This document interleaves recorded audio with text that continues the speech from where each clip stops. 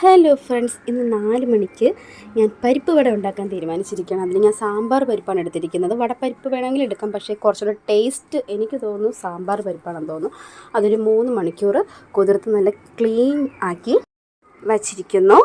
അടുത്തതായിട്ട് അതിലേക്ക് ഒരു സവാള, കുറച്ച് കറിവേപ്പില, നല്ല എരിവുള്ള ഒരു പച്ചമുളക്, കുറച്ച് ഇഞ്ചിയും എടുത്തിരിക്കുകയാണ്.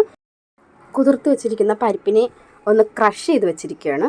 അതിലേക്ക് 1 ടീസ്പൂൺ മുളക് പൊടി, 1 ടീസ്പൂൺ മഞ്ഞൾപ്പൊടി, ഒരിച്ചിരി ഗരം മസാല ഫ്ലേവറിന് വേണ്ടിയിട്ടാണ്. ഇതെല്ലാം കൂടെ ഉപ്പും കൂടെ ഇട്ട് നന്നായിട്ട് മിക്സ് ചെയ്തിട്ട് ഒരു 10 മിനിറ്റ് മാറ്റിയിരിക്കണം. എല്ലാം കൂടെ ഒന്ന് പിടിക്കാൻ വേണ്ടിയിട്ടാണ്. കറിവേപ്പിലയും ഉപ്പും മുളകും എല്ലാം പിടിക്കാൻ വേണ്ടിയിട്ടാണ്.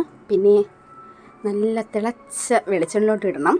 എനിക്ക് ഇടാനുള്ള അത് കിട്ടിയില്ല, നല്ല ചൂടായതുകൊണ്ട് എനിക്ക് ഇടുന്നത് കാണിക്കാൻ പറ്റില്ല. ഇതാണ് വളരെ ടേസ്റ്റാണ്, നമ്മൾ കടയിൽ നിന്ന് വാങ്ങുന്നതിനേക്കാൾ വളരെ ടേസ്റ്റായിട്ടുള്ള പരിപ്പ് വട. ചേട്ടാ, പരിപ്പ് വട എങ്ങനെയുണ്ട് കേട്ടോ? നല്ല ടേസ്റ്റ് ഉണ്ട്, സൂപ്പർ. കള്ളം പറയല്. നല്ല ടേസ്റ്റ്. Thank you.